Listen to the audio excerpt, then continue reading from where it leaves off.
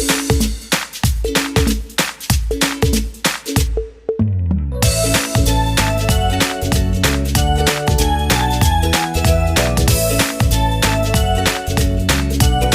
Morning students. तो आज हम शॉर्ट वे में लॉस्ट चाइल्ड जो है उसकी समरी समझ लेते हैं। ये जो स्टोरी है वो एक छोटे से बच्चे की है जो मेले में खो जाता है।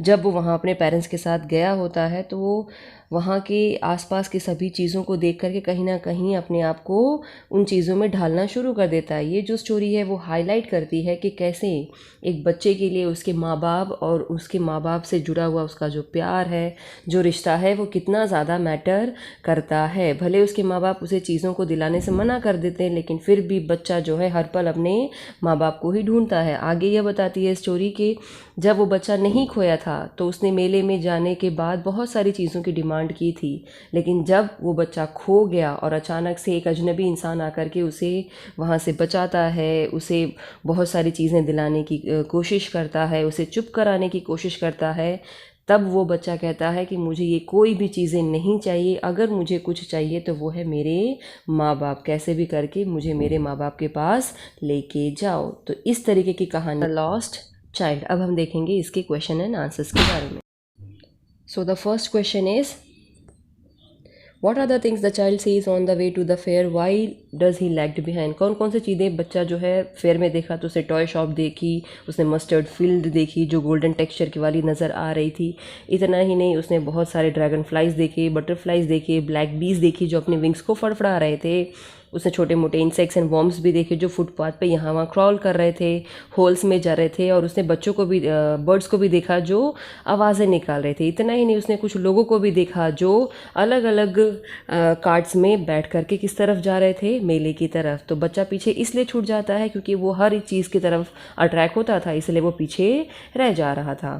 क्वेश्चन नंबर टू में पूछ रहा है कि बच्चा जब मेले में जा रहा था तो वो किन किन चीज़ों की तरफ अट्रैक्ट हुआ, और जब उसने मांगने की कोशिश की तो क्यों वो अपने माँ बाप के जवाब का इंतज़ार नहीं करता है।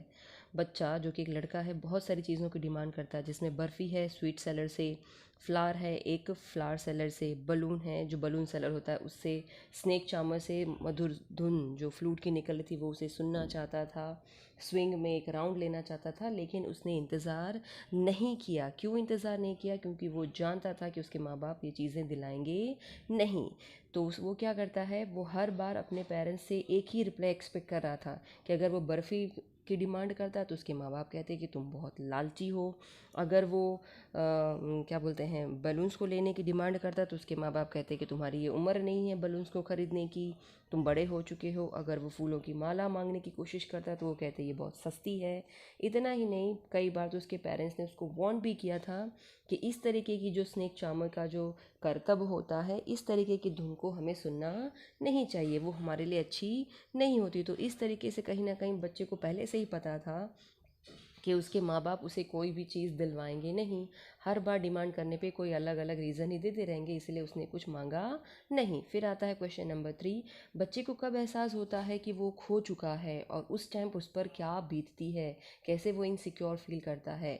जब बच्चे ने अपनी डिमांडों को पूरी करने के लिए एक एक डिमांड करना शुरू कर दिया, और ख़ास करके उसने एक डिमांड की कि मुझे स्विंग में बैठना है, राउंड बोट में बैठता है, और जब उसके पेरेंट्स ने जवाब नहीं दिया तब वो जब पलट के देखता है तो उसे पता लगती है कि वो मेले में खो चुका है।